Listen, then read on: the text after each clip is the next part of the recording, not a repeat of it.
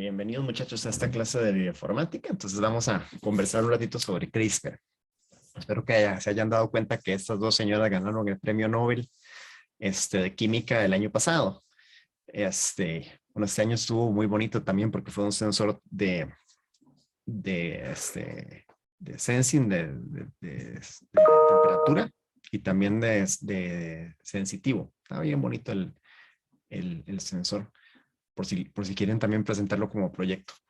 Pero las dos señoras estas, Emmanuelle Charpentier y Jennifer Doudna, les atribuyeron un Nobel por un sistema para hacer edición de genomas. Sí, todo el mundo habla de esto, pero les voy a explicar qué es. Entonces, primero qué es, en dónde estamos.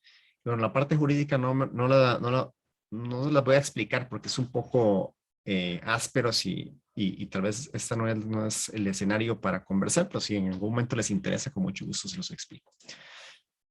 Pues bueno, en la naturaleza pasan mutaciones, ¿no? Y uno diría, pues, una mutación más, una mutación menos, ¿cuál es? ¿Verdad? Pero las mutaciones son muy importantes porque son las que le ponen variabilidad y son la que al final del día nos da la biodiversidad. Entonces hay mutaciones que nos generan cosas que a veces son muy visibles, como las uvas y el vino blanco y el vino tinto. Las uvas blancas en realidad es un transposón que hace un knockout de unas antocianinas. Y así en diferentes escenarios algunos tienen que ver con color, con aroma, con forma. Y creo que las mutaciones y cómo se han ido seleccionando a lo largo de la historia del humano, la más evidente es la de las brasicas. Bueno, resulta que todas las brasicas, el brócoli, la coliflor, el repollo, la col de Bruselas, todos tienen el mismo ancestro, que es una mostaza silvestre. Es decir, que ninguno de esos existe en la naturaleza. Es decir, que el humano seleccionó mutaciones que tenían que ver con las flores, con grupos de flores, con hojas o con yemas, ¿verdad? Y esa planta que ustedes ven ahí, que no existe en la naturaleza, fue producto de la selección del humano de mutaciones dirigidas, digo, no dirigidas, mutaciones inespecíficas en la naturaleza de la mostaza. Eso significa que podríamos tomar la mostaza y hacerle mutaciones y llegar al brócoli, a la coliflor, a la remolacha, a partir del pariente original, que es la mostaza silvestre. Sí, vean lo importante que puede ser las mutaciones, ¿no? Pueden llevar a cosas tan diferentes como de una mostaza a un brócoli. Bueno, eso no es normal. En la naturaleza pasa, el ADN se daña, el ADN se repara, y cuando el ADN se repara se cometen errores, ¿verdad? Y esos errores son los que dan origen a las mutaciones. Creo que ustedes ven en genética y todo eso, las translocaciones, las transversiones, las transiciones y todas esas cambios de letras, ¿no? Se ven en genética. Y bueno, en agricultura sobre todo, desde hace años, desde 1930, 40, se hace irradiación con cobalto, con rayos gamma. De hecho, en el TEC tenemos un irradiador para hacer mutaciones en plantas. Entonces, normalmente cuando el ADN la doble hélice del ADN se rompe, ¿verdad? Entonces se generan los mecanismos de reparación del ADN. Están los mecanismos no homólogos y están los mecanismos homólogos. ¿Sí vieron eso, verdad? Los mecanismos de reparación homólogos es cuando tengo un ADN de línea base y sobre ese ADN se repara una hebra. Y los no homólogos es cuando uno quiebra la hebra y se trata de unir a como sea, ¿verdad?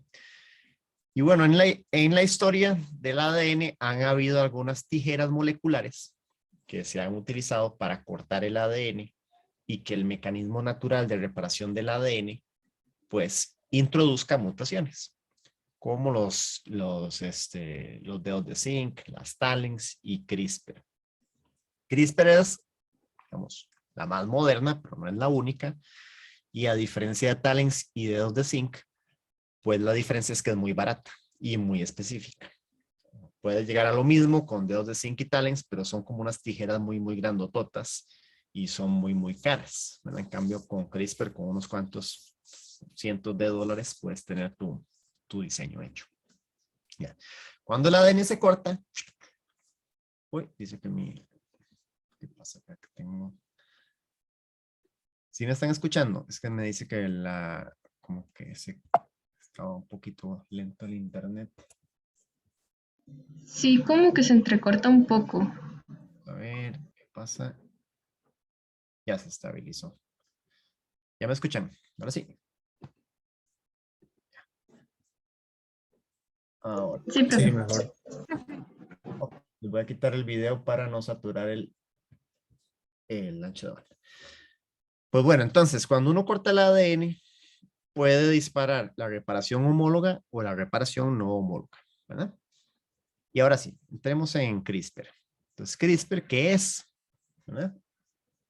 ¿Sí ven este video que les estoy proyectando? Sí. ¿Sí ven eso?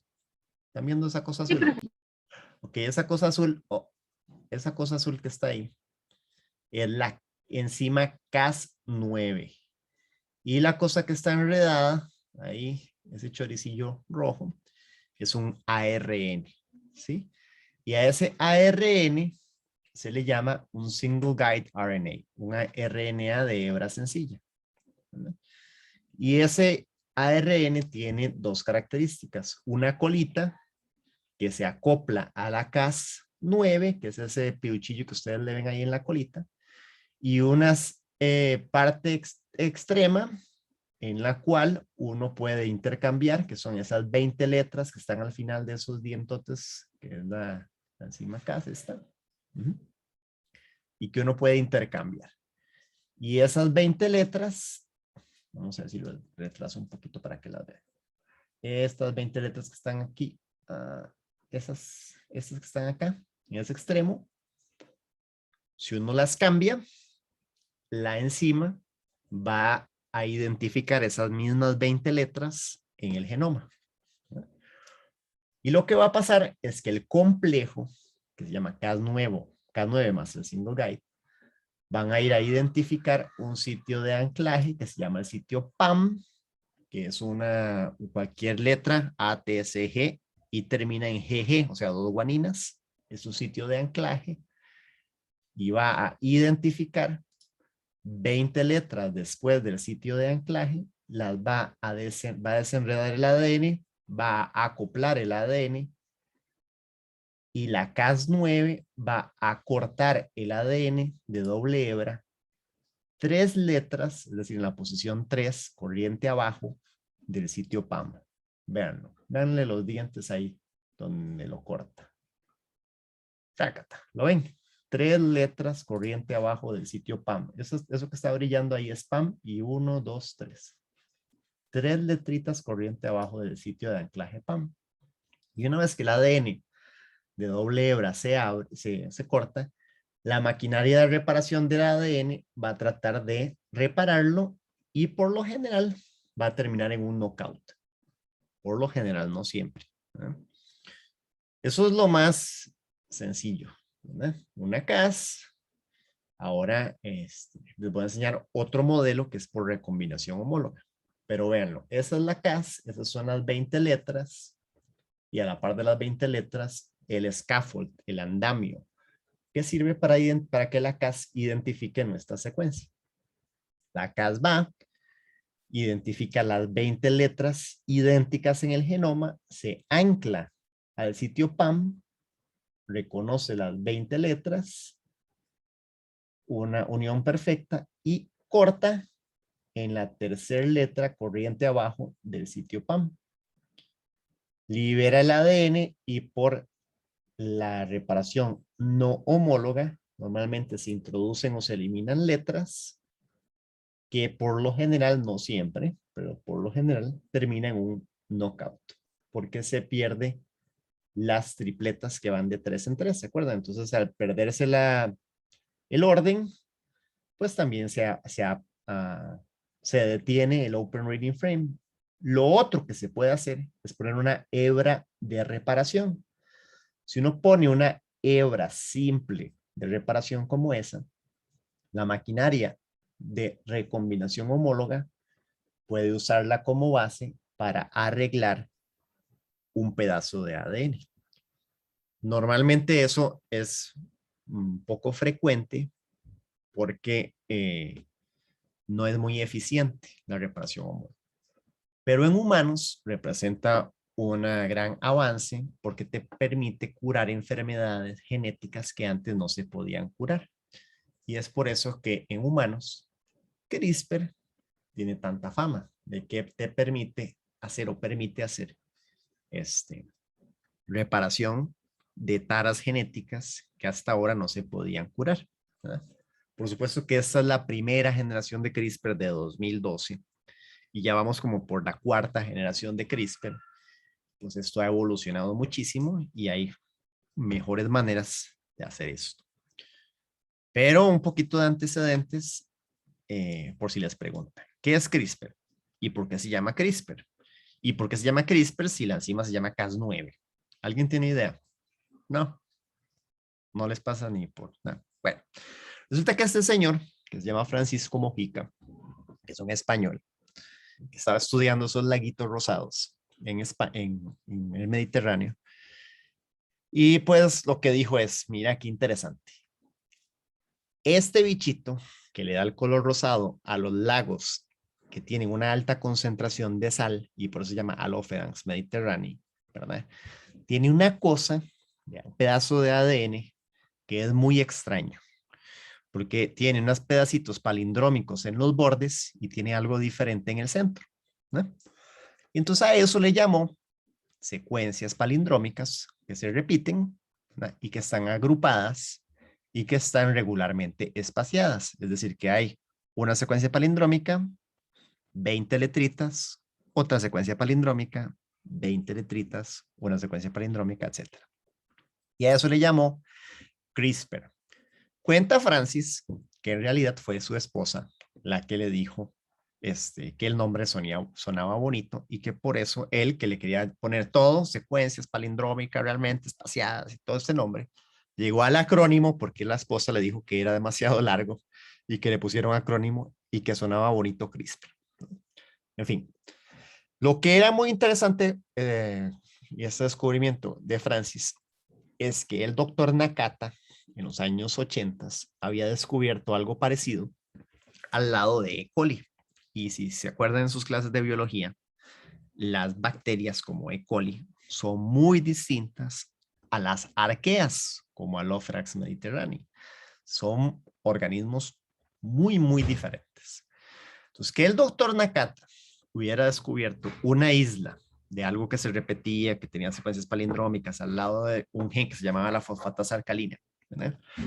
Y que Francia se hubiera descubierto una isla parecida en un bicho tan diferente como una arquea, decía algo importante sobre esta librería de cosas, ¿verdad? Francis lo que descubrió fue la librería y por eso se llama CRISPR. Entonces él descubrió la librería. Tiempo después, Danisco, que son los que hacen yogur, descubrieron por ahí en los años 2000 que a la par de CRISPR había una cosa que se llamaba la Cas, las proteínas Cas, CRISPR Associated Proteins. ¿Ven? Entonces, esta cosita que ustedes ven de colores ahí en el centro es la librería CRISPR. Y al ladito están los genes Cas, ¿verdad? Esos genes Cas, que son CRISPR Associated Proteins, eran capaces de tomar genes o pedazos de esa librería, ¿verdad? Que eran en realidad secuencias guardadas de virus, que en las bacterias se llaman fagos. Y en realidad eran librerías de fagos. Y lo que hacía la Cas9 y el bloque de proteínas Cas que estaban al lado, era que tomaban esos pedacitos de los virus y los guardaban en la librería CRISPR para poder usarlos cuando el fago viniera y poder destruir el fago. Usaban un pedacito de la librería más la proteína Cas y destruían el fago, que era un virus. Entonces, en realidad, se trataba de un sistema muy primitivo de defensa contra virus, digamos, un sistema inmunológico primitivo bacteriano. Y era sorprendentemente, o lo sorprendente de este sistema, es que estaba tanto en arqueas como en bacterias como E. coli, ¿verdad? Ahora, por supuesto que son un poco distintas las proteínas. La Cas9 y la CPF son proteínas distintas. Pero la librería se mantenía íntegra. Entonces, ¿qué es CRISPR? Pues CRISPR es el Cluster of Regularly Interspace Short Palindromic Repeats, que es el acrónimo de CRISPR. Y en realidad, el CRISPR es la librería que ustedes ven a su derecha. ¿Sí? Eso que dice CRISPR Repeated Space Array. ¿Sí? Y al lado de CRISPR están las proteínas Cas.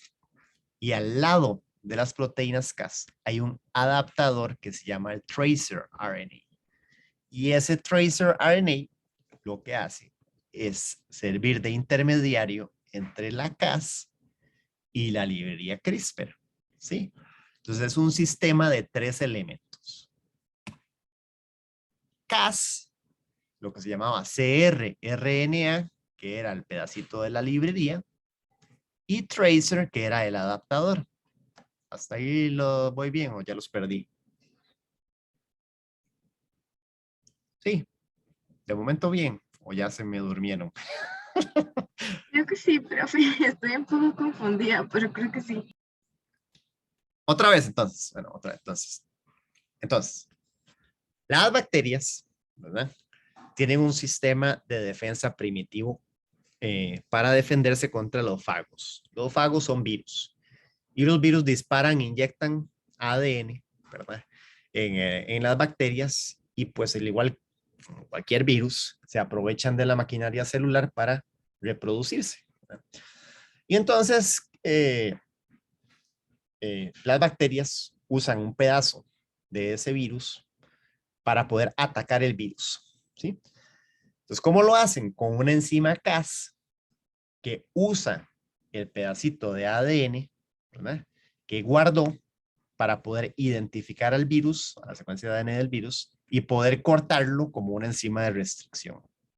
Las enzimas Cas son enzimas de restricción. Sí, ahora sí, mejor. No es claro, profe. Sí, ok. Entonces las enzimas Cas son enzimas de restricción. Pero esas enzimas de restricción tienen la habilidad de que pueden amoldarse a diferentes pedazos de ADN. ¿Cuáles pedazos de ADN? Bueno, los que están en la librería CRISPR. ¿Y cómo hace la proteína Cas para leer esa librería CRISPR? Con un adaptador que se llama el adaptador tracer, que es esto que está aquí al ladito. Esa cajita que está acá. Bueno, pues Jennifer Doudna y Emmanuel Charpentier juntaron el cRNA y el tracer. Y dijeron, no, no, no, no, no. Demasiadas piezas. Hagamos esto un sistema de 2 piezas. La enzima Cas y el adaptador que le vamos a llamar Single Guide RNA. Un RNA de hebra sencilla. ¿Sí? Y esa hebra sencilla va a tener pedazos de la librería CRISPR y pedazos del adaptador que se necesita para que la Cas lo pueda reconocer. Mejor, más o menos. ¿Sí?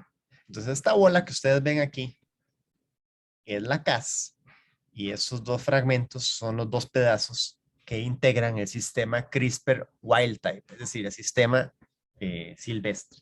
Y a su derecha, lo que inventó Jennifer Doudna y Emmanuel Charpentier, y abajito, a su izquierda, el famoso paper de 2012. ¿Sí? Entonces lo que hicieron fue, de manera modular, estos 20 letritas, uno las puede cambiar y luego viene un scaffold, es decir, un adaptador, un andamio, que sirve para que se una a la Cas9. ¿Cómo vamos? ¿Ya mejor? Sí. Profe, entonces el single guide ARN es como lo que se ve como moradito, como el sombrerito. Sí, el single guide ARN es los 20 nucleótidos más el scaffold, o sea, más el andamio. Esto que ustedes ven ahí. Si se ve, voy a ver si puedo poner un pointer acá. Vamos a ver dónde está el pointer. Vamos a ver si puedo poner aquí el pointer. Acá. Vamos. Es esto que ustedes ven acá, ¿no ven? Estas 20 letras, ¿sí lo están viendo? Unido a todo esto que está acá. ¿Lo ven? Todo junto es un RNA de hebra sencilla. Vean, en 5' están las 20 letritas. Sigue, sigue, sigue, sigue, sigue. Y la colita aquí está. ¿Lo ven? Y termina acá. En el sistema original eran 2 piezas. Eran este. ¿Sí? Y este. ¿Lo ven? Sí, profe. Ahora, el PAM, es decir, el sitio de anclaje que veíamos en el video, que es este, no es parte del single guide. ¿Lo ven? Que no está en ningún lugar. Aquí tampoco está. ¿Lo ven? Pero es el sitio de anclaje de la enzima, es decir, es donde él se detiene. Y es nuestro punto de referencia para saber en dónde va a cortar. La CAS, que se me hizo el pointer. La CAS va a cortar a partir del NGG 1, 2, 3, aquí. Acá va a cortar. Y me va a generar el corte de ADN en la hebra superior y en la hebra inferior. Es decir, en las 2 hebras. ¿Sí? ¿De acuerdo? Sí, profe, estoy. Entonces, híjole, ¿cómo le borro ahora esto? Vamos a ver. Vamos a volver a hacer. Entonces, el sistema original tenía 2 pedazos, el cRRNA y el tracer. En el laboratorio, si ustedes vieron, David les puso el sistema wild type, y a mi gusto, pues eso ya es para la historia, ¿no? O sea, yo no, no les voy a enseñar a hacer eso, porque eso es muy poco eficiente, sino les voy a enseñar cómo hacer un single guide RNA en este laboratorio. Es decir, vamos a diseñar esto, que es el single guide, ahorita, en unos momentos. ¿Qué es lo que tienen que hacer? En lugar de las 2 piezas, que era el cRRNA y el tracer, vamos a generar uno solo que se va a llamar single guide RNA. La Cas9, que es la que usamos nosotros, o la que yo tengo en el laboratorio, ¿verdad? Es la Cas9, la wild type. Pero hay una Cas9 que se llama la Cas9 de high fidelity, es decir, de alta fidelidad. Y hay otras Cas que son distintas, es decir, no se queden con solo la Cas9, hay un montón de información más. ¿De acuerdo? Entonces, vean, en lugar de hacer esto, vamos a hacer esto. Un single guide RNA. Y vamos a usar de referencia el sitio PAM para poder hacer nuestro diseño. ¿Para qué? El ADN se corte en las dobles hebras y no generen una disrupción, una ruptura del ADN. Ahora, ¿cómo se ve la enzima Cas9? La enzima Cas9 tiene estos 2 sitios de corte. Por eso, al tener los 2 sitios de corte, es capaz de cortar la hebra del ADN de manera dual, es decir, no solamente en una hebra, sino en las 2 hebras. Y esos dominios de corte son los que se conocen como RUBC1, este que está en azulito, y como HNH, el dominio 2. El dominio 1 es un dominio tridimensional. Es un dominio tridimensional. Es decir, se forma de la interacción de esos 3 pedazos. ¿Lo ven? Y es esta cosa, ¿ven esa cosa celeste que está ahí? El dominio HNH es un dominio solito aquí. Entonces, conforma este otro rosadito que está acá. Y cuando desdoblan la hebra de ADN, que es esta que está acá a su derecha, generan el ADN desdoblado y unido con la hebra de ADN que está acá. ¿Ok? ¿De acuerdo? Y cortan el ADN. ¿Sí? Si yo muto el dominio 1 o el dominio 2, Es decir, si yo muto el dominio root o el dominio HNH, genero Cas9 inactivas. ¿Sí? Entonces, a esas se le llaman Cas desactivadas o Cas nulas. ¿Sí? Y las mutaciones son conocidas. Si yo cambio el aminoácido D al aminoácido A en la posición 10, le quito la capacidad de cortar en una hebra. Y si yo cambio el aminoácido H en la posición 840 por un aminoácido de A, de alanina, le quito la capacidad de corte en el segundo dominio. ¿Me siguen? Es decir, yo puedo tener una Cas9 que no corta. ¿Sí? Y ustedes me dirán, ¿para qué quiere usted una Cas que no corta? Y esa es como la gracia, ¿verdad? De la Cas. Bueno, porque a veces podemos usar la Cas para otras cosas que no sean cortar. Como por ejemplo, le puedo pegar un factor de transcripción, le puedo pegar un color, puedo pegarle otra proteína para hacer un delivery de un cargo, puedo bloquear un gen y ponerle también no una factor de transcripción, sino un represor, ¿verdad? O puedo identificar un pedazo de un cromosoma. Una duda ahí, ¿tenías? ¿Alguien tenía una duda? No, sí. No, sí, era precisamente como para qué sería tipo esta CAS tipo mutada, pero ya apenas iba a preguntar, usted lo dijo, entonces todo bien, gracias. Además, hoy se está haciendo otra cosa que es modificar el epigenoma. Entonces yo puedo tener Cas9 desactivadas que se llaman Cas9, o sea, deactivated Cas9, o sea, Cas9 desactivada, con una proteína pegada que me acetila o me metila el ADN o las histonas. ¿Se acuerdan para qué eran las metilaciones y las acetilaciones? Esas clases de genética. No, Como para silenciamiento y expresión. sí. Entonces, las metilaciones que logran hacer, apagar o encender.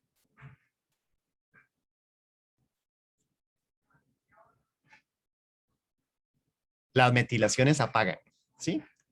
Las acetilaciones, que son más grandototas, ¿verdad? Más bien exponen, ¿sí?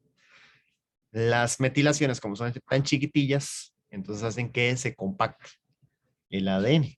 Imagínense como si tuviera un clip, ¿verdad? Entonces un clip más bien me pega las letras y un separador, como el separador de los libros, como una acetilación, más bien me identifica porque es muy grandotote. Entonces me logra identificar en qué página estoy.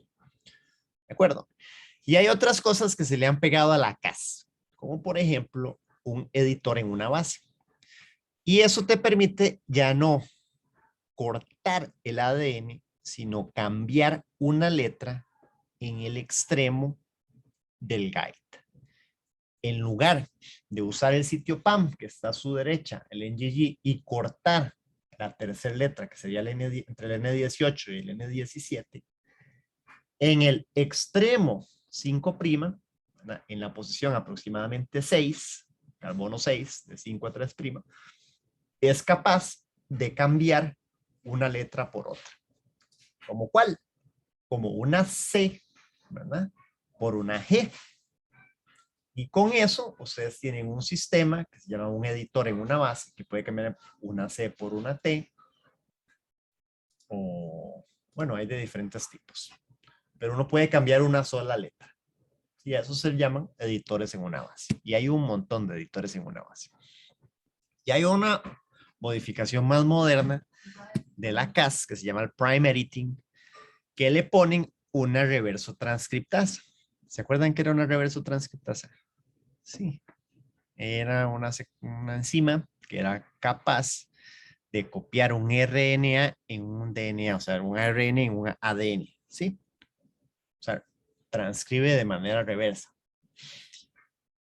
De tal manera que el single guide RNA, que era un RNA, ¿verdad? Lo puedo usar de molde para que me repare la hebra que recién corté. ¿Sí? Entonces tengo un sistema de corte y reparación junto. Ujú. Y a ese se le llama el prime editing.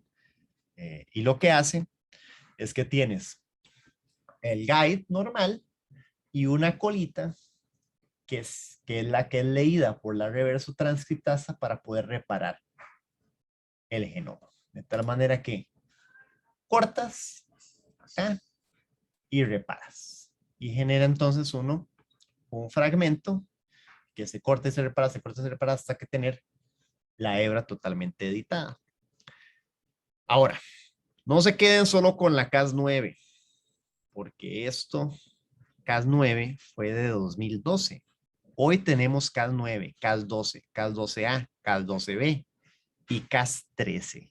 Y la Cas13, como algunos de sus compañeros saben, sirve para identificar ARN. Y este también se usa para sistemas de detección de virus, como el Sherlock. ¿Eh? Ahora, ustedes me dirán, sí, entonces ya sé corte y empalme, ya conozco Cas9, ya conozco Cas12. Bueno, pero yo les conté que íbamos por la cuarta generación de CRISPR. ¿Y en cuáles son la 1, la 2 y la 3? ¿Verdad? Pensando solo en la CRISPR-9. Bueno, la CRISPR-9, la Cas9, es la primera generación, que esa es la primera que ven ahí, la A. Luego siguió la B, que era ponerle a esa Cas, quitarle el filo y ponerle un represor o un factor de transcripción. Luego se vino la segunda generación, que era ¿para qué le ponemos uno? Pongámosle un montón. Y entonces así sabemos que se apaga a fuerza o se expresa a fuerza nuestro gen. Y ahora vamos por la tercera generación, que es, bueno, ¿para qué vamos a hacer eso? Mejor hagámoslo, pero que solo funcione cuando lo inducimos. ¿Sí? Y a eso se le llaman sistemas inducibles de regulación, en las cuales yo no toco el material genético, sino que lo apago y lo enciendo con con una señal externa. ¿Y para qué me sirve eso? Bueno, porque yo puedo dirigir proteínas CRISPR a tejido blanco como cáncer. Y entonces en cáncer apago genes o enciendo otros y los enciendo, por ejemplo, con luz. ¿Sí? Entonces le tiro una luz y cuando esa luz me atraviesa la célula específica de cáncer, puedo activar o desactivar específicamente en el tejido que yo quiero. ¿De acuerdo? Ok. ¿Y cómo se ve eso? Pues se ve así. Un CRISPR con una colita que tiene un adaptador para poder pegarle los factores de transcripción positivos y negativos. Y eso se llama CRISPR-A cuando es un factor de transcripción positivo y se le llama CRISPR Sontag y CRISPR-I, CRISPR-I cuando es un factor de represión. Okay. Y bueno, lo último que se está haciendo es trabajando con el epigenoma, y esto sobre todo se está usando mucho en plantas, para hacer un knockout de un gen de manera transitoria. Como ustedes saben, la epigenética normalmente no se hereda, ¿verdad? Sino que es una cuestión de un momento dado, ¿verdad? Entonces en plantas pasa igual. La F1, que es producto de un papá y una mamá, el papá digamos que tiene un gen inactivado, la mamá no, entonces la siguiente generación, que es la que derive de ese cruce, ya no va a tener apagado o desactivado, ya no va a tener la epigenética en la siguiente generación. Y a eso se le llama segregantes nulos, ¿sí? Es decir, aquellos que logré activar o desactivar un pedazo de genoma mediante CRISPR de manera transitoria. Bueno, ya nada más les voy a enseñar un poquito de esto en plantas y después ya empezamos a jugar en el laboratorio. ¿Ya los tengo aburridos o todavía los tengo ahí? Sí, todos están ahí. No, ya Sí, se fue a profe. tomar un Estoy café. un poco confundida, es que es muchísimas cosas, pero sí entendí algunas cosas. Ok, ¿y a los demás cómo les fue? Voy de nuevo, lo repito. lo repito todo. Otra vez. Profe, una consulta. En humanos, entonces, la idea es generar una reparación no homóloga, digamos, porque usted ha dicho que era más estable así. Sí, en humanos se está haciendo de todo. Se está usando desde la Cas9, que era la wild type, con, con una secuencia de ADN simple para reparación, que fue la primera tecnología que salió, hasta editores en una base que son muy precisos, hasta la Cas9 High Fidelity y también las nuevas versiones de la Cas. ¿Por qué se usan nuevas versiones de la CASI? ¿Por qué es tan importante las CAS pequeñitas? Porque resulta que las bacterias que son patógenas también tienen sistemas CAS y eso hace que el sistema inmunológico lo pueda tener anticuerpos contra la CAS. ¿Sí? Entonces puede ser, y es muy probable, que ni siquiera llegue la CAS al núcleo, sino que antes de llegar al núcleo, pues se ha desactivado por el sistema inmunológico.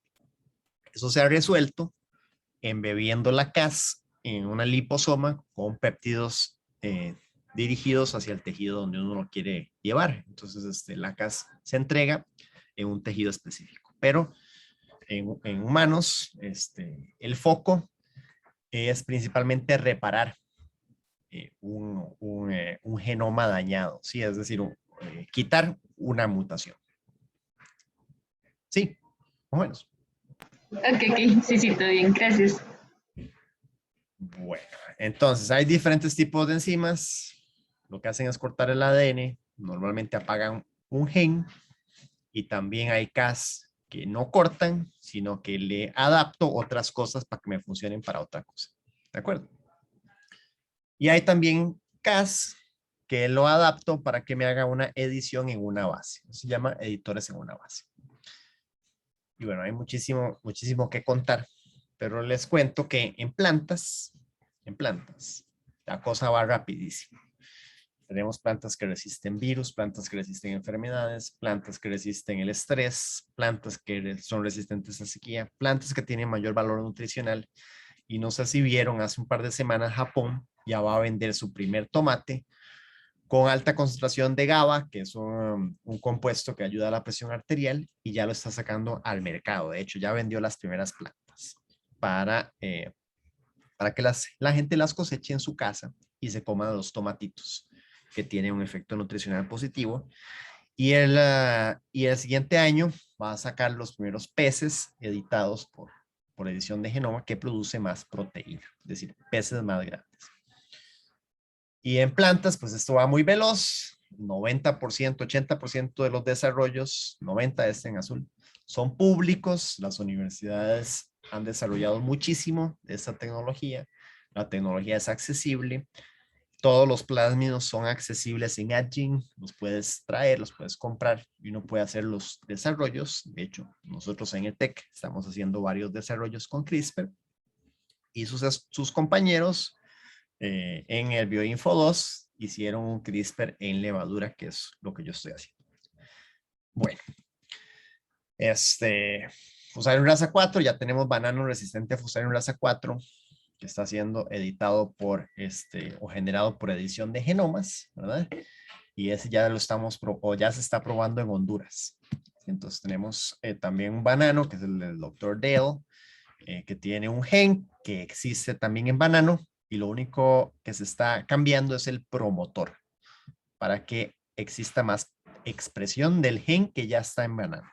Entonces el gen ya está y pues le da tolerancia al banano, ¿cómo se llama? Al Fusarium raza 4 que son. Y bueno, hay un montón de cosas que contarles, pero no, como la clase no es de esto, entonces tal vez voy a detenerme acá y voy a hacer una pausa. Y voy a abrir a darle una pausa a la grabación para que me pregunten. Bueno, muchachos, pues hoy vamos a ver, además de la teoría que ya les compartí en la primera parte, esto que tiene que ver con un laboratorio que no es parte del programa como tal, pero que les quería enseñar, sobre todo porque integra mucho de la parte de biología sintética y lo que estamos haciendo hoy, que es edición de genomas. Pues estamos trabajando en levaduras, pero también pueden ver abajo del laboratorio que les compartí algunas construcciones para plantas y también para bacterias. Entonces, en el sistema CRISPR tiene un guía, ¿verdad? Que está formado por 20 letras, que son las que uno escoge, y luego una cosa que se llama el andamio o el scaffold. Y ese andamio o scaffold, que es esta cosa como moradita que ustedes ven acá, esta cosa que está aquí a la derecha, ¿verdad? Siempre es igual. Siempre es igual. Vean que es G-U-U-U-U. ¿Lo ven aquí? G-U-U. Y vean aquí que es G-T-T-T-T-T. Por supuesto que en su versión de RNA, pues corresponde la U, ¿verdad? Y bueno, antes del andamio, uno pone la secuencia de 20 letras donde quiere que se corte. Donde quiere que la Cas9 corte, que va a ser en la letra número 3. 1, 2, 3. Justo acá. Y usa de referencia en el genoma el sitio PAM. El sitio PAM no es parte del guide. ¿Lo ven? Que aquí no está. No está esta seguidilla de letras. Sino es un sitio de referencia del genoma. ¿Sí? Y si se dan cuenta, el cRRNA y el tracer, que era lo que les contaba en la parte teórica, aquí están unidos. ¿Lo ven? Es un pedacito del cRRNA, que es esta cajita, y un pedacito del tracer, que es esta otra cajita. Y lo que generaron Jennifer Doudna y Emmanuel Charpentier fue que los unieron. Y juntos, este fragmento que está acá, generan el scaffold o el andamio que está después de la secuencia. ¿De acuerdo? Ok. Entonces, este plásmido que tienen acá es el plásmido que nosotros usamos para la levadura, se llama el BRA89, ¿verdad? Y tienen el scaffold, tienen un promotor, que es un promotor específico de RNA, y tiene el sitio donde se va a unir, donde vamos a cambiar nuestras 20 letras, ¿verdad? Y justo ahí es donde vamos a generar nuestro diseño. Y tiene pues la Cas9. Tiene otro gen de selección que es el resistencia a higromicina y tiene un sitio de replicación en levadura. Y con eso ustedes pueden crecerlo en levadura y también pueden crecerlo en E. coli, dado que en E. coli está este sitio ORI y resistencia a ampicilina. Entonces, pregunta, si yo quiero crecer este plásmido en E. coli, ¿cuál antibiótico debería usar? Se los acabo de decir, pero solo para ver si están poniendo atención. Ampicilina. Ampicilina. Y entonces con eso puedo crecer el plásmido en E. coli y cuando lo incorpore en levadura, lo selecciono con higromicina. ¿Sí? Ok. Ahora, ese plásmido, déjame ver porque yo lo tengo acá, es este que tengo acá. Y esta Cas tiene los dominios que yo les decía, el dominio RUP-C, que se acuerdan que si elimino esto, le quito el sitio de corte y tiene el sitio RUP-C, acá, y tienen el dominio HNH, que en la posición 840 puedo mutarlo para que no corte en el otro sitio. ¿Se acuerdan? Okay. Tiene un sitio de interacción con PAM, la Cas9, y justo después de la PAM, tiene esta cosa que se llama SV40NLS, que son péptidos de señalización para entrar al núcleo. ¿Se acuerdan de los péptidos de señalización de entrada al núcleo? Ninguna proteína puede entrar al núcleo si no tiene una código de identificación, que sería como un péptido de entrada, es como una tarjeta, es como una etiqueta sin la cual no puede entrar. Y necesitamos que entre a núcleo porque, evidentemente, donde queremos que corte es en uno de los cromosomas. ¿Ok? Ok. Y aquí abajito está el promotor que les dije, ¿verdad? Y justo acá está el scaffold. Y lo que vamos a sustituir son estas letras por nuestro diseño. Entonces, lo único que le decimos a la empresa que contratamos es, cámbieme estas letras por las letras que voy a diseñar yo. Y vean que el scaffold es GTT, GTT y etcétera, etcétera. ¿No? Sí. Y tiene un terminado, un promotor y un terminador. ¿Ok? Lo único que tienen que cambiar en este plásmido es el diseño de las 20 letras donde ustedes quieren que se corte o que la Cas9 vaya a reconocer para cortar en el genoma. Y eso es lo que vamos a hacer en unos minutos. Entonces, tenemos este gen, que es el AD1 y el AD2 que ustedes vieron en sus clases de genética para ver las levaduras de color rosado, ¿verdad? Y que tenía que ver con la síntesis de adenina. ¿Sí? Pues ambos genes codificaban para adenina. Yo lo sé porque es un gen asociado a un fenotipo que cambia de color. Pero si yo no supiera nada de esto, y lo que quiero es buscar características asociadas a fenotipo, pues lo que tienen que hacer es buscar alguna característica que les interese.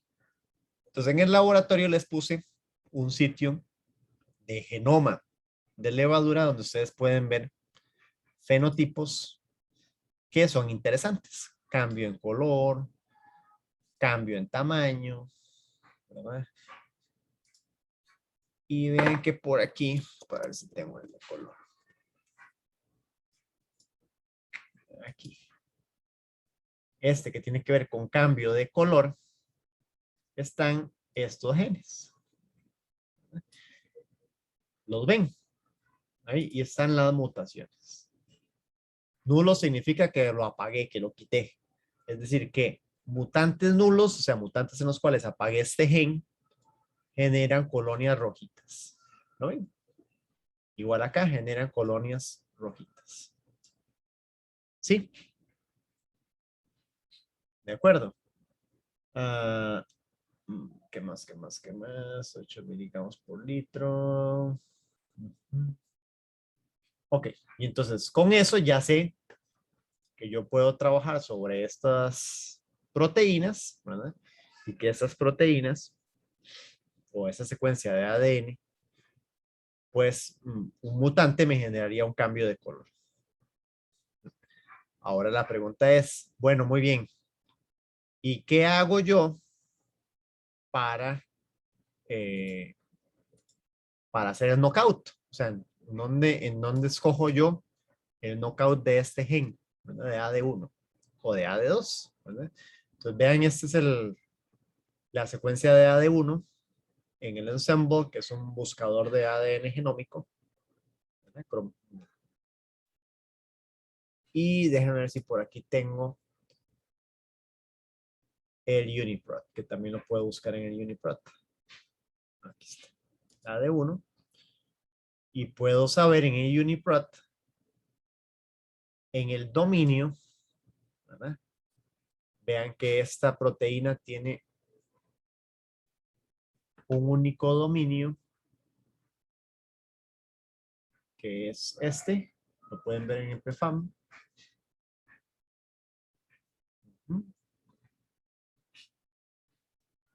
Y se van a dar cuenta que tiene un dominio grandotote, ¿verdad? Desde el aminoácido 12 hasta el aminoácido 281. Es decir, casi toda la proteína es, casi toda la proteína es funcional. Es decir, que con cualquier cambio que yo le haga, vean, no solo la metionina es lo único que me hace falta. Cualquier cambio que yo le haga me va a truncar la función de la proteína. ¿Ah? ¿De acuerdo? Ok. Ok. Igual a de 2. Se darán cuenta que cualquier mutación que yo le genere, particularmente entre la posición 110 a 298, que es esta, ¿verdad? En este pedacito, pues voy a generar aquí en este fragmento, voy a generar una proteína que no tiene función. ¿Sí? Porque le quito el dominio. Si le quito el dominio, si hago un knockout, pues probablemente la proteína no va a funcionar. ¿De acuerdo? Ok. Entonces, con base en esto, vamos a diseñar en AD1, vamos a copiar AD1, y vamos a diseñar una guía de AD1. Peguen la secuencia, ¿verdad? Y vamos a escoger aquí yeast, levadura. Voy a esperar a que todos estén ahí. Pegan la secuencia, ¿cuál? Esta que está acá. AD1. Copian. Ingresan aquí. En el paso 2. En este sitio. Pueden ingresar a otros sitios, pero digamos, este es uno de los sitios más bonitos. Por lo menos para el diseño. Ingresan ahí. Y hay que poner la secuencia y por lo menos algún genoma de referencia, ¿verdad? En este caso, nuestro genoma de referencia es el de levadura. Uno puede, déjenme ver si puedo poner una genoma, no, es que ese tiene bastantes genomas de referencia, pero pueden también poner ninguno, si es que no tuvieran ningún genoma de referencia. A mí me interesa algún genoma de referencia porque me interesa que el programa busque la máxima especificidad posible. Es decir, que los 20 letras estén únicamente en este gen, en este pedazo que me interesa. Entonces vean que cuando se genera el diseño, es este design que está acá, él les va a generar aquí abajo la ubicación de su ADN guía, de su RNA guía, que es este que está acá. Les van a marcar en una caja la posición PAM y les va a explicar a su derecha cuál es el guide RNA. El guide RNA, es decir, el RNA guía, va a contener sus 20 letras más el scaffold, es decir, más la colita. ¿Me siguen? Ahí. Sí, perfecto. Entonces, vean que está en la posición más, es decir, en la hebra superior, y en la posición menos, es decir, en la hebra inferior. El guide siempre tiene dirección. La caja PAM siempre va a estar en la colita. ¿Sí? Entonces, el programa le va a dar vuelta. O sea, le va a poner el reverso complemento porque la posición siempre es así. Siempre el guide se lee de frente con la colita del scaffold atrás. ¿Sí? Independientemente si se une en la hebra superior e inferior, la posición, o sea, la forma de leerse es siempre de 5' a 3' acá. ¿Ok? Véanlo aquí arriba, en el laboratorio. Véanlo acá. De 5' a 3'.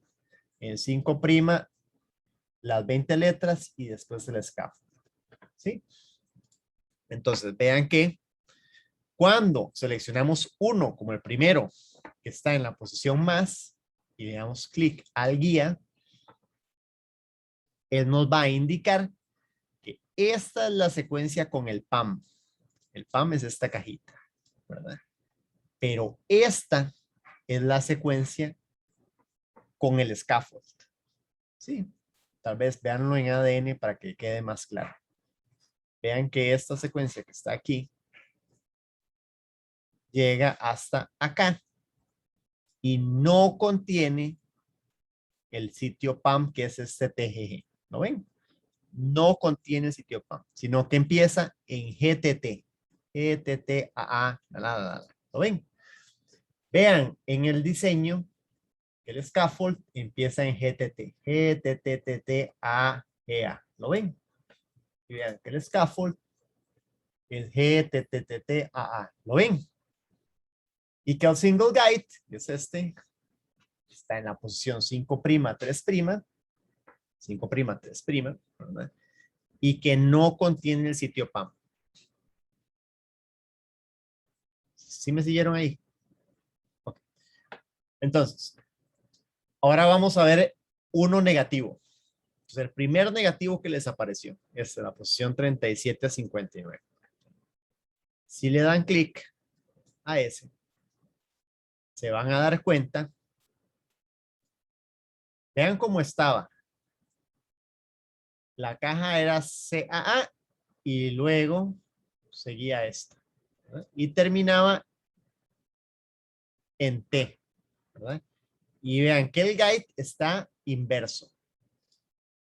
Vean, aquí está la caja PAM. Ven, que está invertido. Vean que terminaba en T y ahora termina aquí en A. Vean, aquí en T, ¿lo ven? Y aquí en A. Y el PAM está en la colita, ¿sí? Y el guide, el single guide RNA, son estas 20 letras y luego sigue el scaffold, que es el GTTT. ¿Me siguen? Sí. Entonces, cuando ustedes inserten el guide RNA en el plásmido, independientemente si está en la hebra superior o inferior, siempre tienen que colocar la versión que va de 5' a 3' hasta acá. Y entonces lo que hacen en su plásmido es que sustituyen esto, ¿verdad?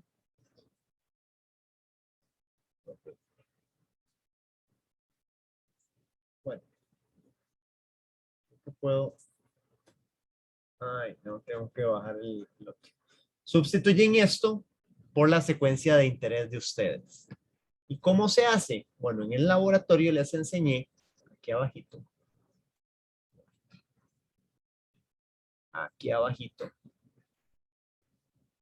que sería sustituir esta cosa que está en X, que es el promotor y el scaffold. O sustituir, aquí se lo marqué, acá abajito, esta cosa que está en gris. Lo borran y pegan su secuencia. Y ya tienen ustedes una construcción específica de ustedes para mandar a comprar en GenScript, ¿sí? O en el proveedor que ustedes quieran. ¿Qué hice? Sustituí la secuencia, que era esta acá, esta, esa.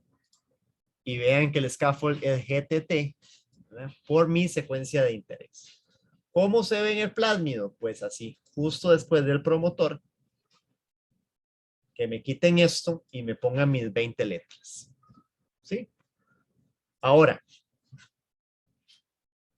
¿cuál guía escojo yo? ¿O cuál de estas guías es una guía buena y cuál es una guía mala? ¿Verdad? Como cuando uno diseña primers. Hay primers buenos y hay primers malos. ¿Verdad? Entonces, hay varias cosas que se usan de referencia. Por lo general se usan porcentajes de GESES de 40%, pero una de las cosas que uno más se fija es que no hayan sitios fuera de sitio, es decir, off targets, sitios que están fuera de mi secuencia, Es una de las cosas que uno mira. Entonces, por ejemplo, esta sería una secuencia buena porque solamente en una secuencia recortada de 8 de las 20 letras, él logra identificar sitio, secuencias en el genoma. Esta aún mejor porque solamente hay 4. ¿Verdad? Sin embargo, cuando uno analiza la secuencia, tiene que verificar que la estructura tridimensional de este RNA no genere bucles, es decir, no genere interacciones. ¿Cómo me doy cuenta de esas interacciones? Pues aquí, perdón, aquí les enseñé un guía bueno y un guía malo. ¿Verdad? ¿Cómo sé yo que un guía es bueno y uno es malo? Bueno, porque hay varias herramientas como esta, que se llama el RNA Fold. Voy a esperar, que está en el paso número 3. Denle clic. En la cual uno puede incorporar el pedacito de este guide. ¿Verdad? Lo pueden pegar acá. Y se van a dar cuenta que la estructura tridimensional de ese guía, vamos a esperar que lo cargue.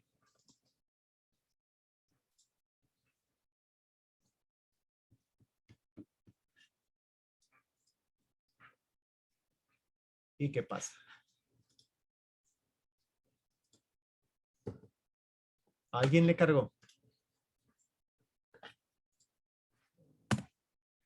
Puede ser que es porque lo esté cargando en Safari. Vamos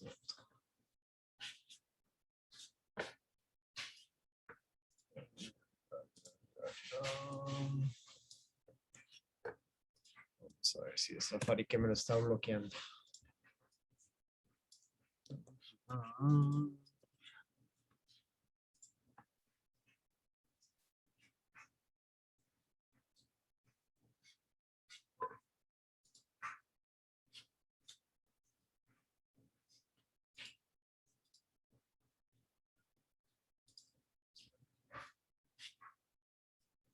¿Alguien le logró cargar? No me está cargando. No, profe, a mí no me cargan, me sale igual que usted.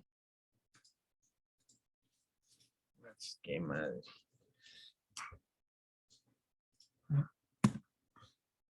Bueno, buscaré otro site para hacer. Para ver.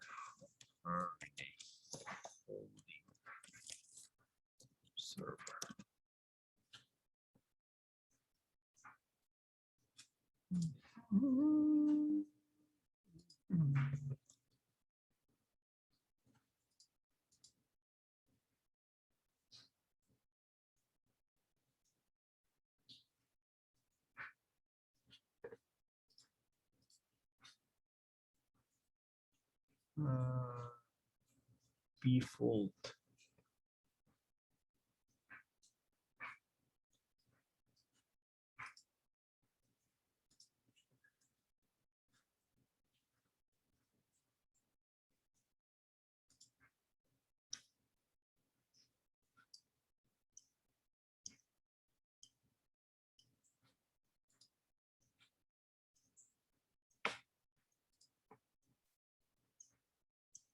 Estoy buscando otros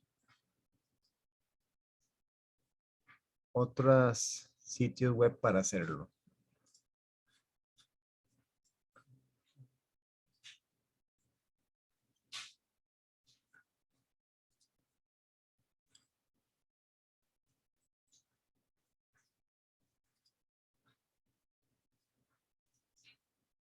GitHub.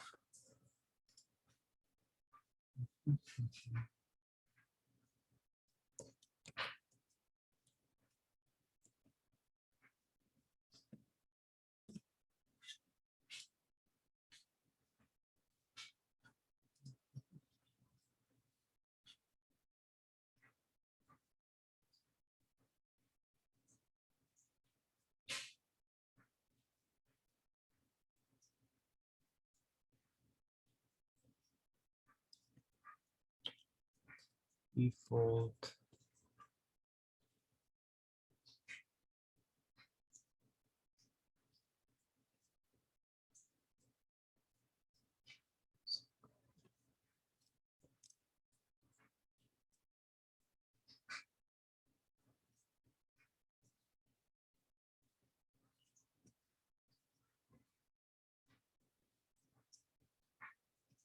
Es que encontré unos web servers, pero son como feillos.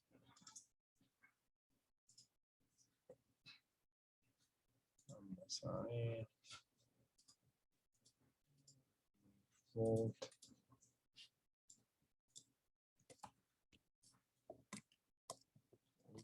Web server.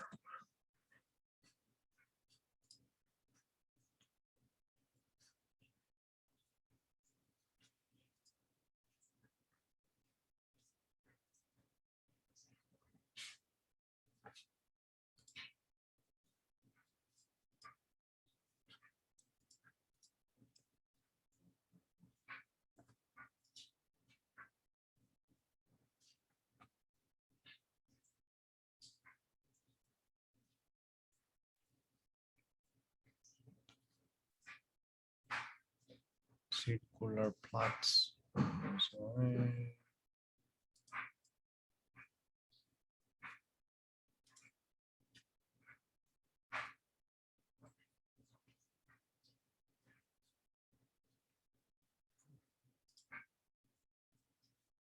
Ok, este funciona. Este.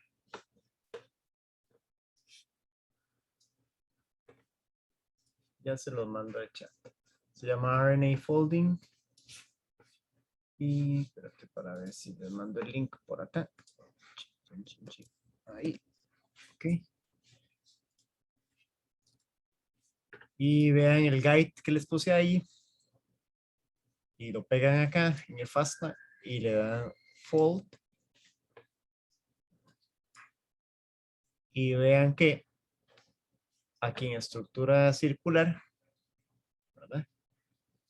Con una delta G muy pequeñita, ¿verdad? La estructura más estable, bueno, cuando buscas aquí, él dice que no te genera nada, ¿verdad? Pero dice que te genera estructuras o sea, no te genera estructuras, pero en la estructura más estable, que es esta chiquitilla, o en esta, ¿verdad? Te genera este bucle que es muy chiquitito. ¿Lo ven? Y ahora voy a correr un guide malo, para que vean el guide malo.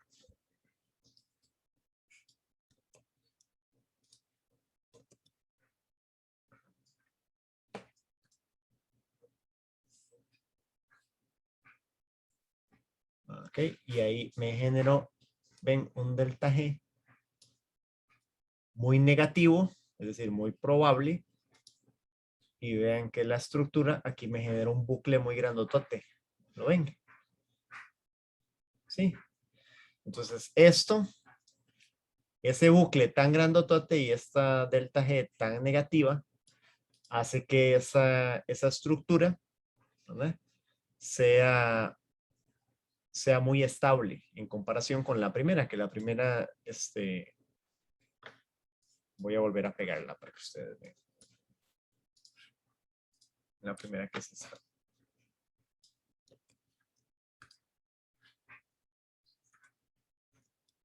Ahí.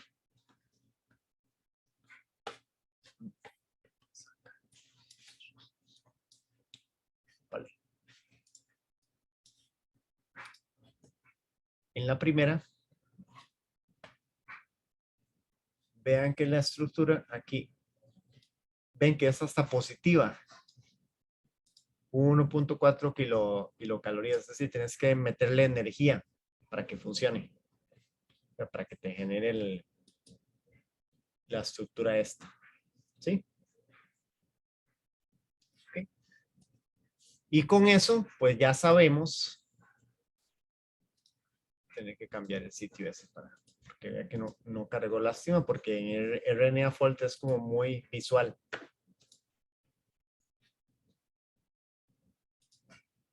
No sé por qué no está funcionando. Para ver, RNA Folding.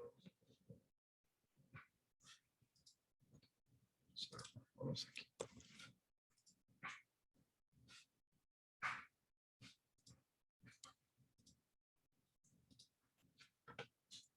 Bueno. Lo importante es que hay que verificar la estructura tridimensional.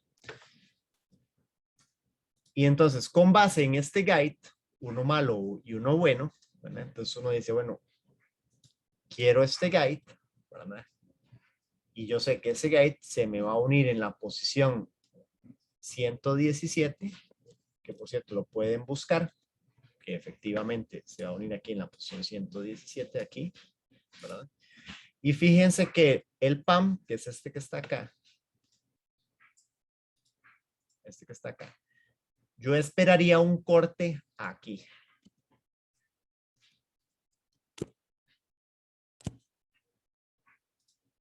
Una mutación ahí, esperaría yo. ¿Lo ven? 3 letritas corriente abajo del PAM. ¿Sí me entienden por qué?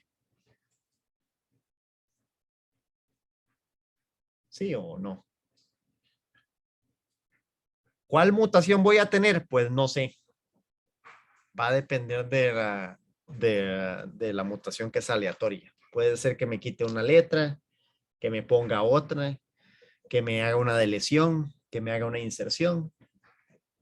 ¿De acuerdo? Pero el punto en el cual va a mutar va a ser aquí. 3 letritas corriente abajo de la caja PAM. ¿Sí? ¿Lo tienen? Sí, profe. Sí, profe. Entonces, ¿cómo hago yo para hacer el diseño? Pues copio la secuencia del guía bueno, ¿verdad? Y voy a mandar a sintetizar el plásmido sustituyendo este fragmento por mi fragmento de interés. En lugar de estas X, acá. O aquí en lugar de estas grises. Acá. Y con eso ya ustedes tienen su diseño de CRISPR. Lo difícil es dónde corto y qué corto. Porque todo lo demás ya está. Uno manda a comprar el plásmido, puede mandar a hacer los diseños. Lo importante es el diseño bioinformático. Y el diseño bioinformático se basa en la secuencia de lo que ustedes están aprendiendo, estudiando. ¿Sí? Entonces, por ejemplo, ustedes pueden quitarle un dominio a una proteína y que esa proteína siga funcionando parcialmente en otro dominio. O pueden destruir una secuencia total de la proteína para que no funcione del todo, o pueden generar una mutación específica en un sitio particular que les puede dar alguna ventaja o desventaja a lo que están estudiando. ¿Sí?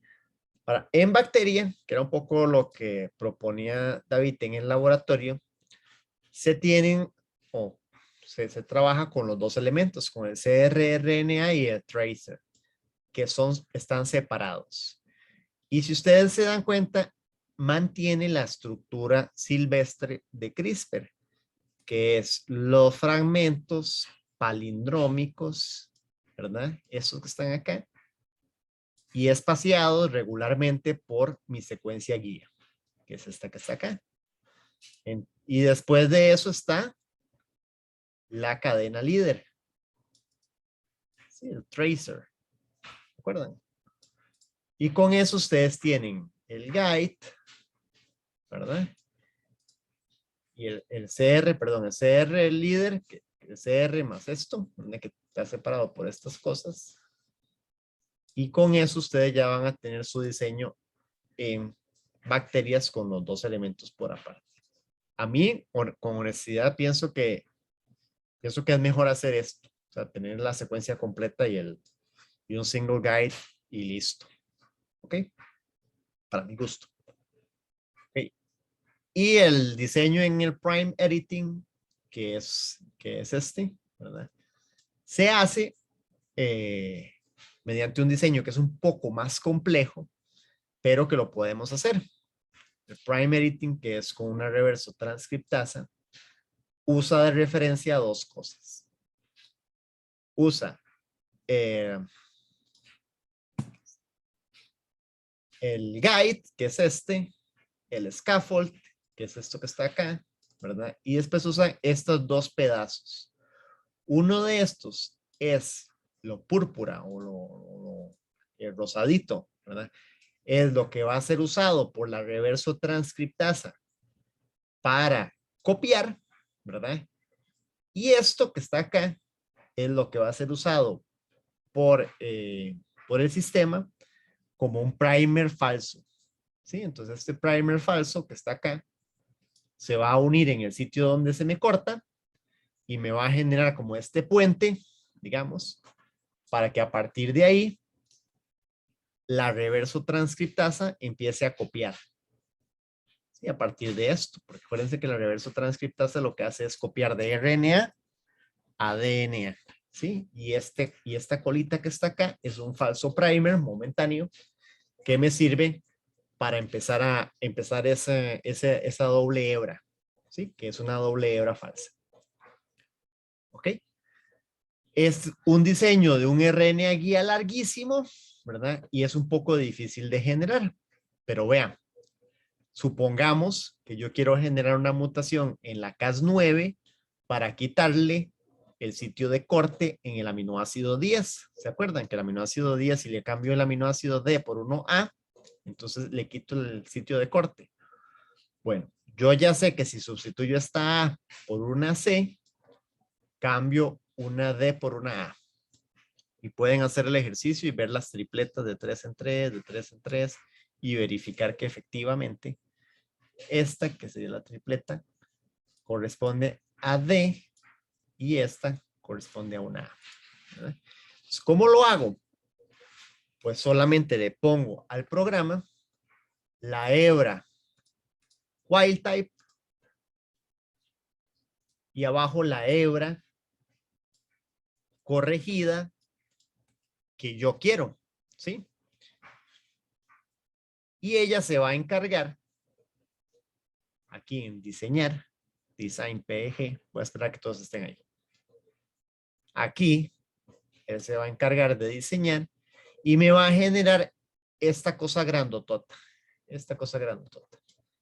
que contiene el guide, que es este, donde va a cortar, ¿verdad? El guide, el scaffold, que es todo lo demás, la hebra de reparación, que sería esta, y el sitio, el primer falso, que se llama PBS, que me va a usar para poder corregir la secuencia, ¿sí? Y al final, pues lo que me voy a tener es la secuencia editada en la secuencia que yo quería. ¿Qué hago? En lugar de copiar, de mandar a sintetizar solo mi secuencia guide, las primeras 20 letras, mando a sintetizar todo el fragmento. Todo el fragmento. ¿Sí? Y utilizo una CRISPR, que es una CRISPR que tiene una reverso transcriptasa. ¿Cuál? Pues esta que está acá. Yo por aquí les puse el sitio, aquí está. Estos plásmidos que están acá, ¿verdad? El del gRNA, es decir, donde ustedes meten el plásmido y donde ustedes tienen la CRISPR con la, ¿cómo se llama? Con la reverso transcriptasa. Es decir, usan dos plásmidos, una para la CRISPR y otra para el guide. ¿Sí? ¿Me siguieron ahí o los perdí un poco? Sí, más o menos. Bueno, pues esto no lo tienen que hacer, era más un poco de curiosidad para que vieran vean lo que les decía yo del primer falso. Primer falso y vean que él queda aquí añadido como un primer falso y luego se extiende aquí en la hebra de reparación donde la reverso transcriptasa, que es esto rojito, empieza a copiar. Y empieza a copiar aquí y genera una hebra corregida sobre el sitio en el cual cortó. Sí. ¿Lo ven? Es todo un truco tridimensional entre la Cas que corta y la reverso transcriptasa que edita. Por cierto que esta Cas solo corta una de las hebras. ¿La ven? Esta que está acá. Y por eso es que tiene una mutación en el H840A.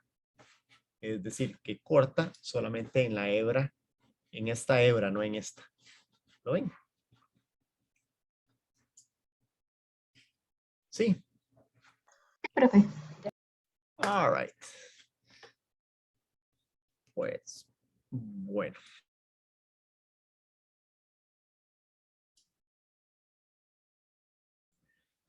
Entonces tenemos a CRISPR, que en realidad CRISPR es el acrónimo para la librería, porque la enzima se llama Cas9, que es una enzima de restricción, que es capaz de usar 20 letritas que nosotros le damos, siempre que esas 20 letritas estén unidas a un andamio que es siempre igual.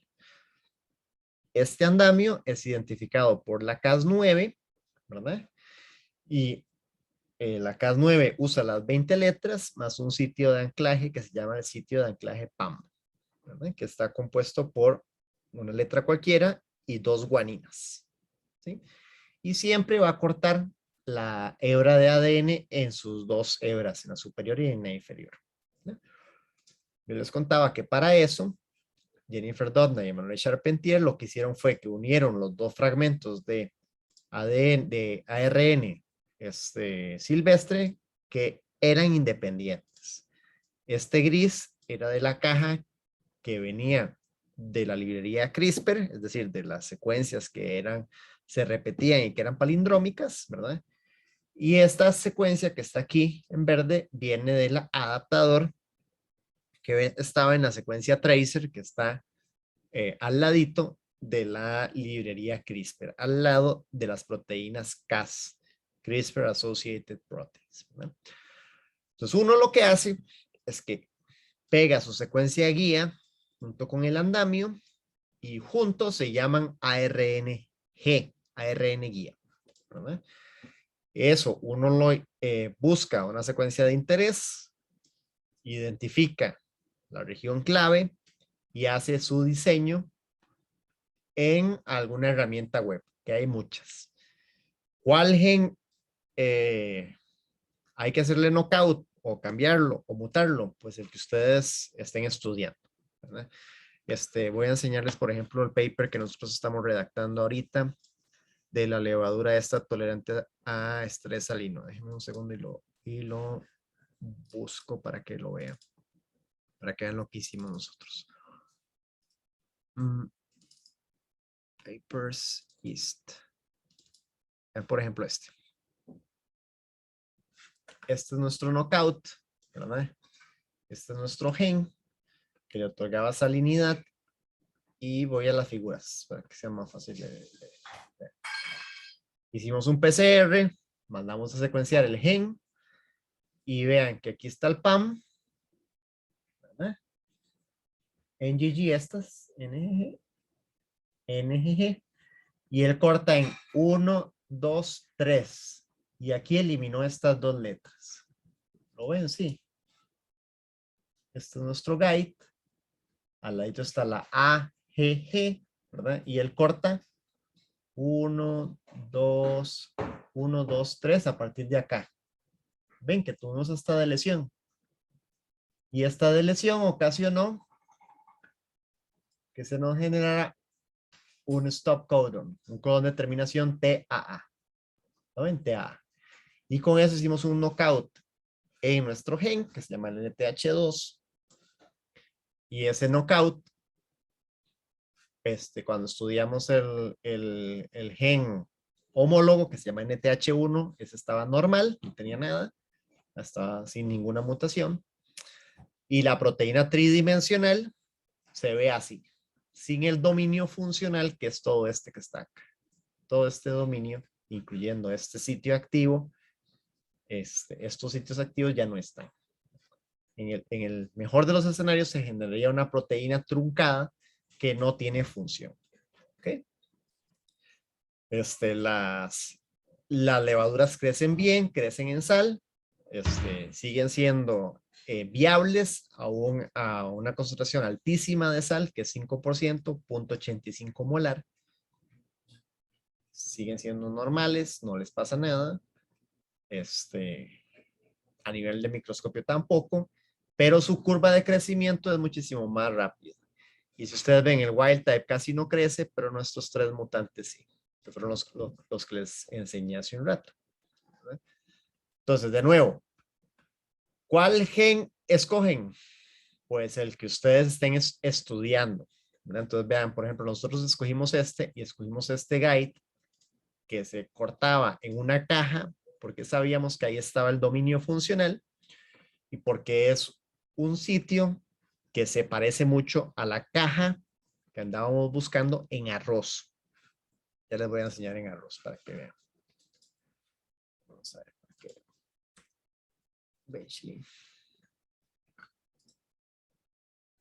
Vean nuestra caja en arroz.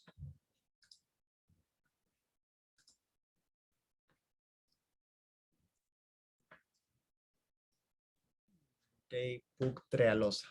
Vean la trealosa, esta es nuestra trealosa y esta es la trealosa, el NTH2.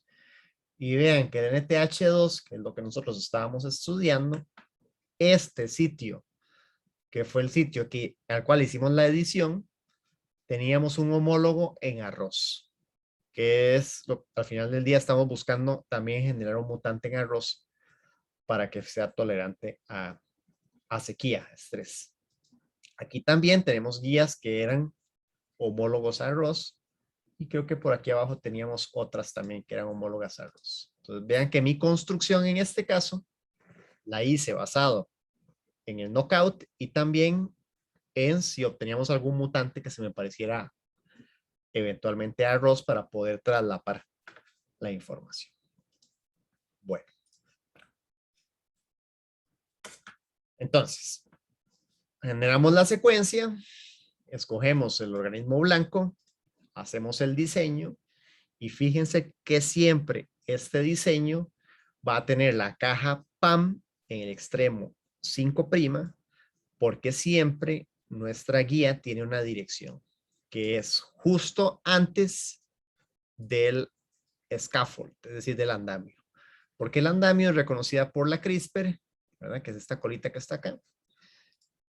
Para poder usar las 20 letras para cortar el ADN genómico. ¿Ok? Cuando estén haciendo diseños como estos, ¿verdad? Fíjense siempre que el porcentaje de IGC sea al menos un 40%, ¿verdad? Digamos estos de 35 y de 25 tienden a ser muy malos guides, aunque a veces no hay ni modo de usarlo. Esta herramienta le permite a uno también hacer amplificación y corte para ver si el sitio se mantiene idéntico o no. Entonces, si se mantiene el sitio de corte con ND1, por ejemplo, aquí, y yo corto y me genera 2 bandas, significa que no hay edición, o sea, que no hay mutación, ¿verdad? Y si me genera una única banda, significa que sí hay edición, ¿de acuerdo? Entonces, otra manera de hacerlo es con enzimas de restricción. En lugar de mandar a secuenciar para ver mi mutación, como lo hicimos nosotros, pueden cortar la banda, cortar el amplicón. Se hacen un PCR y cortan. ¿Eh? Y fíjense también en los sitios no blancos, que son estos. Entonces, uno busca sitios no blancos. Profesor, ¿y cuáles son esos sitios blancos para buscar en el genoma? Pues aquí donde dice details, en detalles, él te dice en qué posición en cuál cromosoma y en qué posición están esos sitios de corte. Entonces lo que uno hace es secuenciar estos fragmentos a ver si hubo o no hubo mutaciones en sitios no blancos. Vean que en nuestro caso nosotros mandamos a secuenciar el gen NTH1, porque el gen NTH1 tenía cierta similaridad con nuestro gen NTH2. Y bueno, con eso termino para contarles que, bueno, otro de los diseños nuevos, que es un plus, que es un extra, que nadie se los va a preguntar en ningún examen, pero que es bueno saberlo, se llama el diseño con edición dirigida mediante Prime Editing, y que esto está tomando mucha velocidad porque te permite cortar y ajustar el genoma de manera dirigida. ¿Sí? Entonces, una sola CAS con una reverso transcriptasa te permite cortar y corregir en el mismo punto. Y bueno, eso sigue avanzando bastante y pues veremos a ver qué nos depara el futuro con todas estas tecnologías. ¿Dudas, muchachos? Cuéntenme. Profe, ¿cómo funciona esta última? De nuevo. Esta, prime editing, que se llama prime editing, funciona cortando la hebra en una sola, cortando la DNA en una sola hebra y corrigiendo o generando una hebra complementaria, ¿verdad? Mediante una reverso transcriptasa que usa de molde la colita del ARN guía que ustedes diseñaron. Entonces, este guía contiene un pedazo de hebra de reparación y un pedazo de hebra que se va a complementar con el ADN y que me va a hacer un falso primer, ¿verdad? Para que la reverso transcriptasa empiece a pegar a partir de este extremo 3'. Y te copiará 2 o 3 letritas y ya con eso te genera una hebra extendida de la original que contiene la mutación o la reparación de ese ADN. ¿Sí? Si no se repara, él va a volver a cortar y va a volver a reparar, cortar, volver a reparar, cortar, volver a reparar, etc. ¿Sí? Con la desventaja de que la mutación va a quedar solo en una hebra, que es la hebra en la que cortó. ¿Sí? Pero con la ventaja de que cuando esa célula se divida, el ADN de la hebra editada va a quedar totalmente corregido. ¿Sí? Con corregido se refiere editado. Editado, mejorado, sin la mutación, sobre todo en humanos, que es tan importante un cambio en una letra, por ejemplo. Uh-huh. Ok, gracias. Sí, entonces tienen el guide, el scaffold, la hebra de reparación y el primer falso, que es este. ¿Sí? Que es el guide, el scaffold, la hebra de reparación y el falso primer.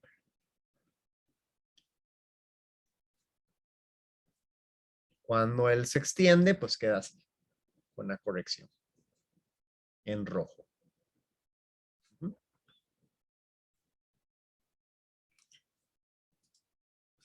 Bueno, ¿qué más, muchachos?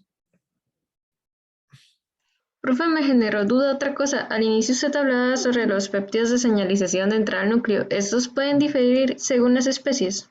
Sí, claro. Es muy diferente en plantas que en humanos.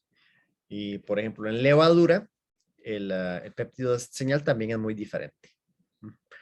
Aunque tienden a ser más o menos conservados, pero sí son diferentes. Entonces, por eso es que los plásmidos, déjame, voy a buscar un plásmido aquí de planta para ver.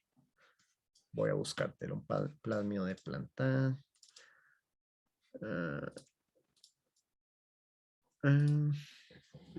De investigación. Arroz.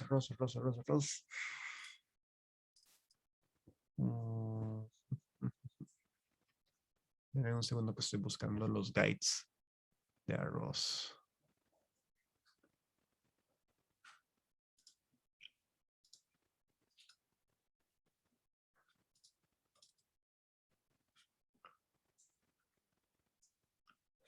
Uy, ¿qué se me hizo? Se me hicieron los guides de arroz. Proyectos, secuenciaciones.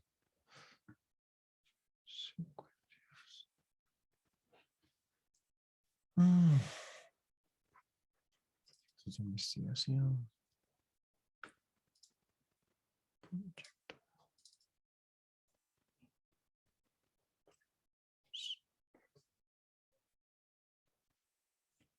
Es este.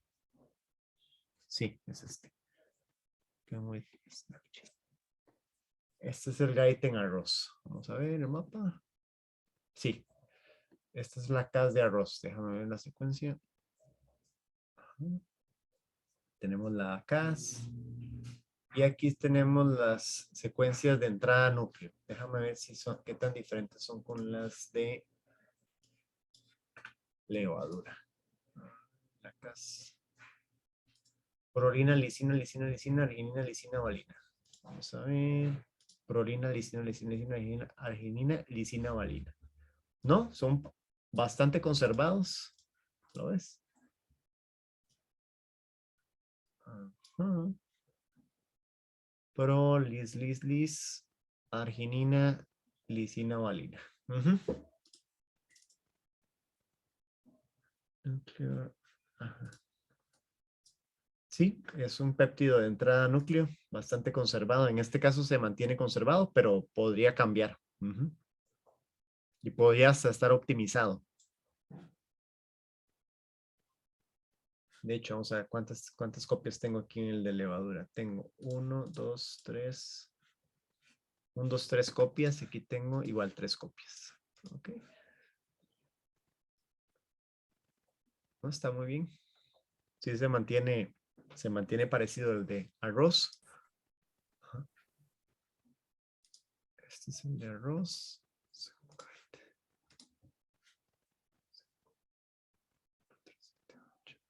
Déjeme ver. No, este también es de. Este no es de arroz, este es también de levadura. Déjame ver. Con razón es tan parecido. Déjame ver. Este es el guide de arroz. No creo.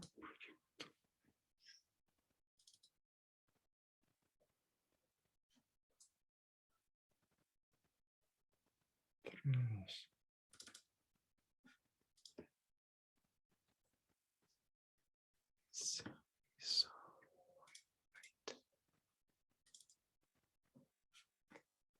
Déjame ver, este es el plásmido completo de arroz. Neoplasmid. Vamos a ver si él me puede reconocer.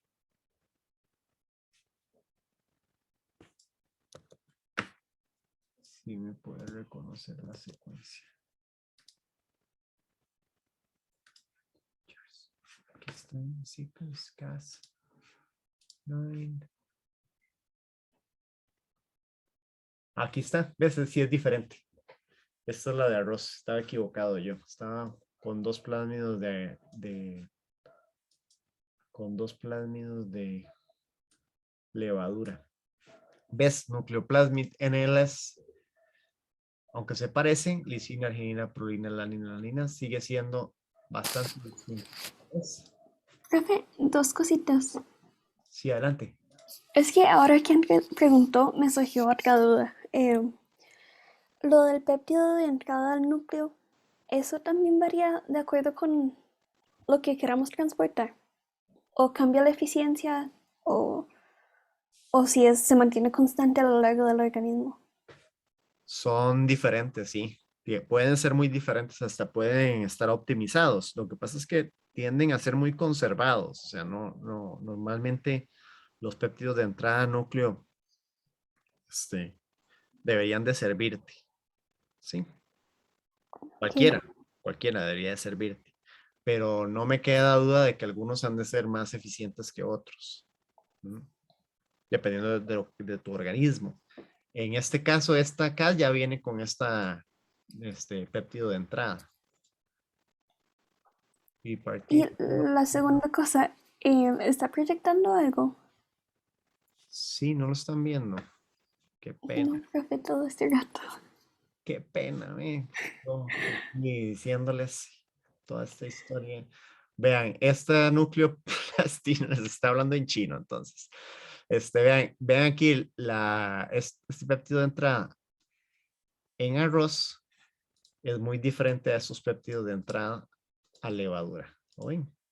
¿Lo ven? Que son 3 péptidos de entrada que están en la colita y vean que esta en arroz es diferente. ¿Sí? Y lo otro que me dijeron de arroz, bueno, aquí está la scaffold de arroz, que es igual. Igual. Y bueno, esos eran de otras cosas de arroz. Ok, pero lo más importante es el péptido de entrada núcleo, que está acá. Bueno, ¿alguna otra duda, muchachos? ¿Todo bien?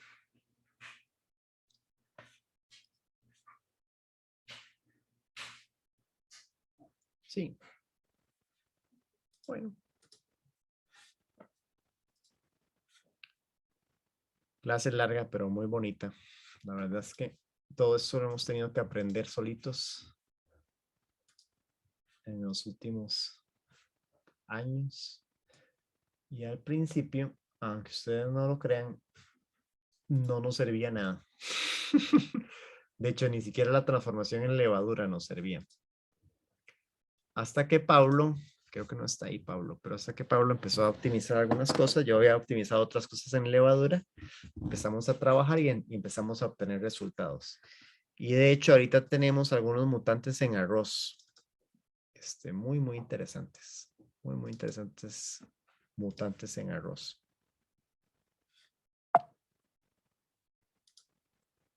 Y déjame ver si por aquí.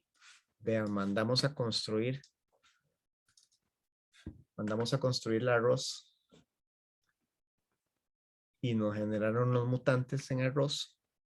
En Orisa japónica. Y pues ya estamos trabajando con estos mutantes en arroz. Y vamos a ver cómo nos va.